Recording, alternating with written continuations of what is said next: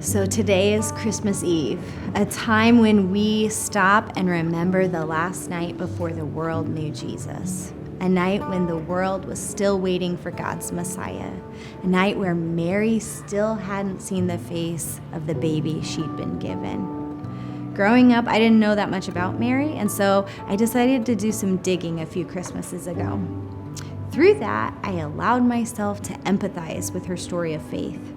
What I found is what we all need, a refresher that God can do mighty things through ordinary people who just believe in Him. I mean, think about it just for a minute. She was a young, unwed, pregnant woman who took on social scandal and an uncertain future because she believed God's very extraordinary plan for her. Probably 9 months pregnant tonight, feeling that discomfort and nervous energy of being a first-time expectant mother. I wonder that first Christmas Eve night, what kept Mary going? And I wonder if her mind went back to those early moments of God's faithfulness in this journey of carrying the Messiah, when she found comfort from her relative Elizabeth.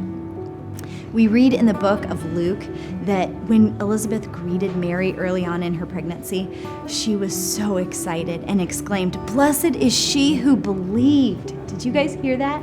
Blessed is she who believed that there would be a fulfillment of what was spoken to her from the Lord. The whole course of our redemption history changed because Mary believed that God would fulfill what He said to her, that He really would bring a child, the Messiah, through her. She believed that God would be faithful over all those unknowns. I want to be more like Mary. I want to believe that God can do crazy big things through my life as I follow Him. So whatever you're holding on to as too big for God to fulfill in your life, would you renew your faith with me tonight that God is able? This is the hope that we have on Christmas Eve.